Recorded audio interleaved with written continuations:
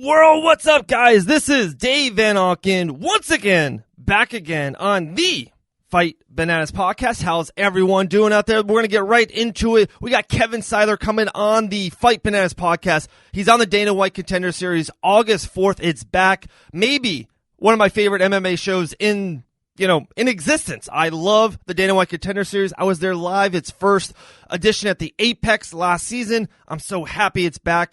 Kevin Syler won on DWCS for this, the marks out there, Dana White Contender Series. Last year, didn't get the nod into the UFC, but he is absolutely back. A complete monster, a featherweight undefeated fighter.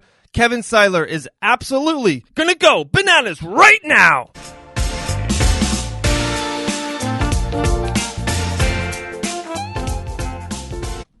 All right, guys, joining the Fight Bananas podcast the very first time, undefeated fighter, featherweight, down there out of Florida, Kevin Syler. How you doing, my man? I'm good, man. Thank you for having me on your podcast. It's a pleasure. Thank you, brother. Appreciate it very much, man. Can't wait. Dude, I am a huge fan of the Contender Series. I was there live the first time at the Apex last year. I saw that you were there as well in 2019. Let's just start right there. How are you a big fan of Dana White Contender Series, at least of the concept of it? Oh, I'm a huge fan. When it first came up, I wasn't very aware of what it was about. Like, I was on a vacation and I wasn't paying too much attention to it. I was just kind of zoning out. And then when I came back, and I came back to watch week 3 or something like that, and I was like, wow, this is a wild show, and it's about when O'Malley started to get famous. Right. And the concept was so refreshing. It's just a really cool concept, and I think people really dig it, man. Like every time the season comes back, people are waiting for it. And I think it's just great, man. It's surpassed, in my opinion, the hype the Ultimate Fighter has. Oh, absolutely, my man. And I'm one of those guys as well. Just been a fan and now working in MMA media. I'm a huge fan of the Contender. It's almost like the NFL draft to the NFL. There's just some kind of energy and excitement and exuberance with all the fighters there. They know that their dream is, one fight away, literally, and they're fighting in front of Dana White and so on. So just an absolute fan. There's just always great buzz. Laura Sanko does a great job as well there. So big fan of the show. Cannot wait. August 4th is your fight back on the over there at the Apex. So you fought there in 2019. Does that do anything for you? Do you think you have a little bit of advantage? You kind of been through that cycle before, or hey, it's just another fight, I'm going to be locked in the cage? No, I think it's definitely an advantage for me, because I already went through that, and the first time it was pretty nerve-wracking. This time around, I'm a little bit more calm. The nerves are still there, like every single fight, but it was just the first time I was stepping in a big show, a live televised show of that level. So it was I had a tough time, man, overcoming the nerves. So this time around, I'm a little bit more calm. I feel more at home now. I feel like, I'm already familiar with the texture of the cage, and how it feels, and on top of that, I was able to overcome a really tough fight. So I have a lot of more confidence in myself this time around. Right. I think you're being too hard on yourself, Kevin. You defeated, it was Lance, right? Yeah, Lance Lawrence, who's undefeated. Undefeated as an amateur. That was his only loss as a professional. I thought that was a great win for you. I really did. And it was another more tools in your tool shed now. You just keep on grinding. It's a more experience in that octagon. I think is vital. I would love to hit, with 2020, with the corona pandemic, it's just been a whirlwind of a summer and a spring especially. But I'm so proud of how the UFC is just back, right? All the Jacksonville shows down there in Florida. Then they went to the Apex Center, show after show after show. Now they're on Fight Island. We're going to end that this weekend with Till and Whitaker on the headliner. It's just really a big, proud moment for everyone here in the MMA community. How are you dealing with the pandemic? And then just, how proud are you that, boom, the Contender Series is back, UFC's back. It's just there's still so many sports that are not back yet. And it's just, it's really cool that the MMA, especially UFC in general, it's just, put the flag down in the dirt and said, we are back. Yeah, so at first when the UFC started doing their shows, it was pretty early during the pandemic. So I was a little bit worried and skeptical about that. I was excited that, we're gonna be able to watch some fights. But in my mind, there was a little bit of worry because, that involved me as well, because I would be able to get a short notice call or something, or Contender Series or something, and I wasn't being able to train well. So it was a little stressful for me to see that it was coming back, but at the same time, I was not able to come back to training or all that. And as everything started to open up again, and my trainers were able to train me again, and my partners and everything, and I started getting back into shape. I started feeling good, and things felt together better, and then it went back to normal, and then it's just awesome. These no crowd fights, they're putting some really exciting shows, man. Oh, yeah, it's been epic. It's been some great fights over there at Fight Island. I'm going to jump into the featherweight division in a second, but there is something I want to hit on. You mentioned trainers. Ben Stark, right? Ben Stark has been on the podcast before. I love his MMA mind. I checked out your Instagram at Kevin Syler MMA. Guys, everyone give him a follow. And he's all over your Instagram. How is it to work day in, day out with Ben? How is it? You mean? Yeah, I think he's actually, to me, I love his MMA mind. He's a brilliant guy. He's been around the game for so long. He's got so much knowledge in it. How is it just to pick his brain and just train with him? Yeah, I've been training with Ben for 2.5 years or so. And what really caught my mind is, his passion, and, he's a very passionate guy. He really loves fighting, all aspects of fighting. He's 24 hours into it, right. We're constantly, besides training, we're constantly texting, hey, I saw this, hey, I saw that. And he's never punching in the clock with me, he's never waiting for the session to be over. He's always, going the extra mile, and he really cares. He cares about me. He's a very experienced guy. He's been all over the world and many countries, and Thailand and other really good gyms.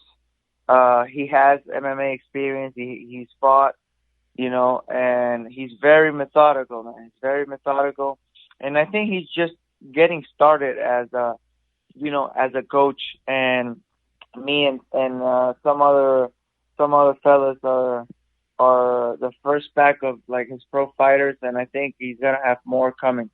But yeah, man, I'm blessed to work with him. Yeah, no, he's pretty incredible, and it's definitely it's someone to have in your corner, like you said, and to have backing you is just awesome. But okay, so here we go back to the featherweights.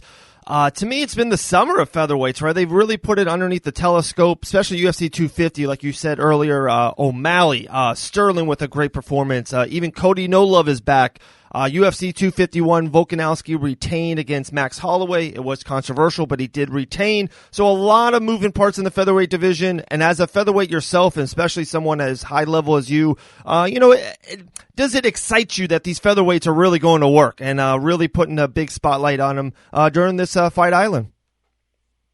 Well, actually, my next fight is at lightweight. I've moved up to lightweight. Oh. I haven't ruled out because I missed weight in the Contender last year. Right. For featherweight, and then I had a fight at 155 in my country, Bolivia, in December. That was my 55 debut, and so I'm coming back at 155 for this fight. I don't rule out a comeback to the 45 division.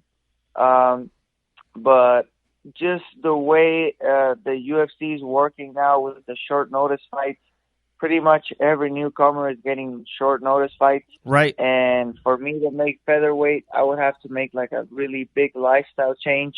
And, you know, I would need to be inside the UFC to let them know, you know, I need this time and to have a little bit more leeway to have that time.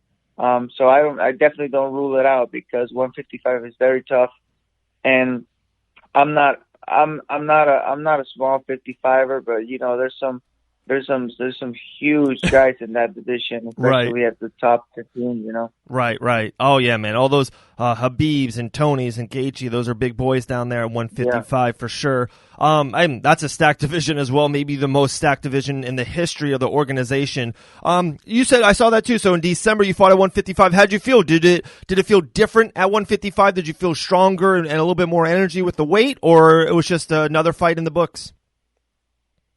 To be honest, I felt good with the weight. Actually, my opponent missed weight, so he was a big boy, right? And I felt strong, and I felt good. It wasn't my best performance. I felt a little off, but I don't think it was a weight issue. I think it was just coming from the Contender Series and from a big show, and then going back to, you know, a local show, just smaller crowd, just a less of a level of a fighter I was fighting.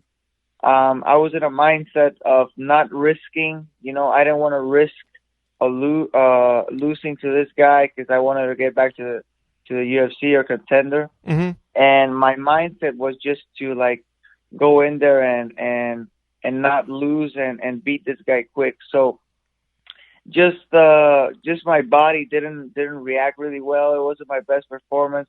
But I really don't attribute it to the change of weight class. Okay. Kevin, your debut as an amateur was around May of 2012. We're in, you know, when you fight at the Contender Series, it's going to be August of 2020. 8 years. What would you tell yourself? What would, you know, you go back, if you could, a little time machine, you go back to your first amateur debut. Now you're back on the Contender Series underneath the UFC banner once again, still undefeated throughout 8 years. What would you tell yourself about this journey that you've been on now for 8 years? Man, it's been great. You know, like everything in life, nothing really comes out as you expect. You know, when I came to the States, I set up a plan to fight amateur for 2 years and then fight pro for another 2 years and be in the UFC. And that extended to another 4 years. So it took me a little longer than I wanted. But it's okay, because I feel it's not about getting as soon as you can in the UFC, but it's getting as ready as you can. Right. And definitely the time has come for me to be ready. You know, there's been a lot of ups and downs in those 8 years. A lot of stuff that challenged my my belief and about what fighting is, and if keep doing it or not, you know. But now I'm here, I'm here, and I'm strong, and I really feel like it's now it's a little bit overdue, you know, for me to be in the UFC. Right. Around the last time I fought in the Contender Series, I think I'm already UFC level for about a good 2 years now. No, I love that too. I agree with you, Kev. You're definitely a really, really someone to watch, a hot prospect. My man, it's Kevin Syler is here, guys. Fight Bananas. I know you're super busy. We got a lot of things for you coming up. We got 10 cool questions. We'll run through them. But you got a birthday coming up. You're 26 years old. You're entering your prime. Just the future's endless for you, my man. We are very excited. It's August 4th, guys. Dana White Contender Series. Kevin Syler, lightweight division, back on the grind. My man, you ready? We got 10 fun, quick questions for you. Okay, man. Let's roll. What was your first job? My first job, professional fighter.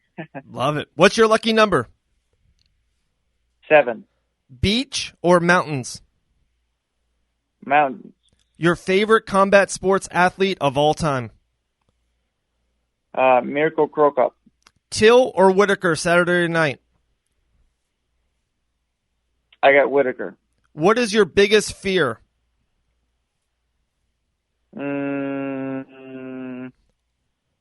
Losing. That's a good one. That's a good one. You haven't felt that yet. Undefeated still. What's your favorite candy? Nutella. Outside of MMA, what's your favorite activity? Watching movies. Okay. Fight prediction, August 4th, Dana White Contender Series, Kevin Syler. How does this fight end? It ends with me getting my hand raised and getting a contract. There you go, guys. We appreciate your time. Kevin, man, continued success. Be healthy. Have a good weight cut, and we'll talk to you very soon, my man. All right, man. Thank you so much. Have a nice day. Hope to be back soon. All right. Talk to you, brother.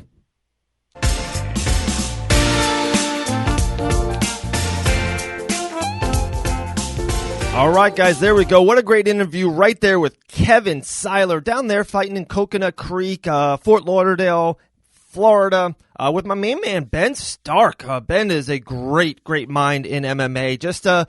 He's someone to watch, too. I definitely think 3, 4, 5 years he will be a prominent name on the coaching scene. So, very, very happy for Ben. Big fight for Kevin Syler. Already won underneath that Contender Series banner. If you win again, I don't think any man or woman has won 2 times under the Contender Series and not got the contract. Period.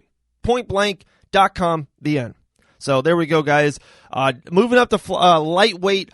Lightweight is an absolutely stacked division. But Kevin Syler, undefeated, his fight style, I think he can do absolutely just fine there. Cannot wait. But guys, here we go. We're going to go into our top 5. We've been doing this for a couple weeks in a row. Here's another Fight Bananas top 5 UFC greatest flyweights of all time. Number 5, Alex Perez. Very, very sneaky, but 7-1 underneath the UFC flyweight banner, 24-5 complete record.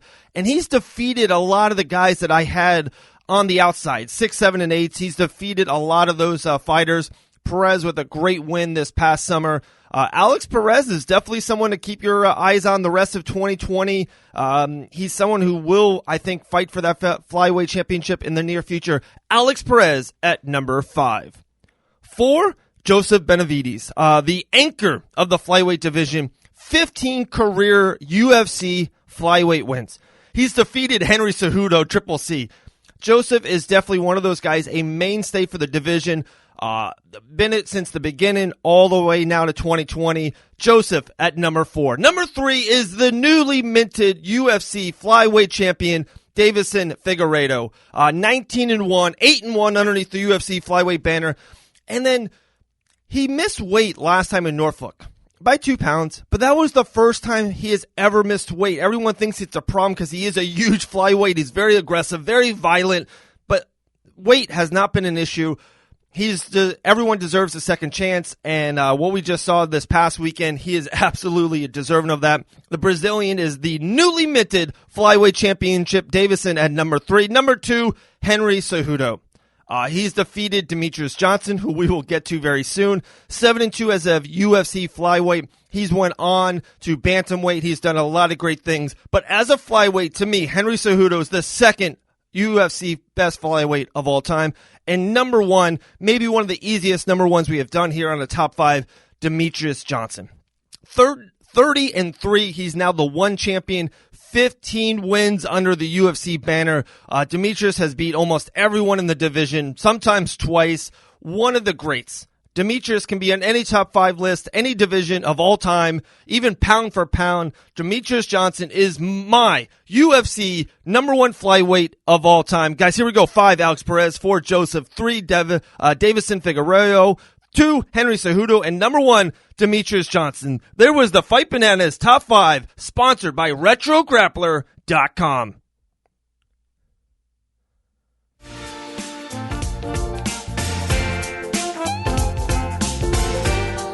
All right, here we go, guys. Welcome back on the Fight Bananas podcast. So pumped. We have the the climax, the ending of Fight Island this Saturday night, a stacked card.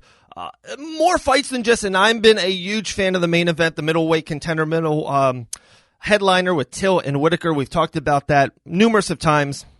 But also, guys, Gus in his heavyweight debut. Who would have thought that Alexander Gustafsson would be back? But he is, versus Verdum, a ex-UFC heavyweight champion.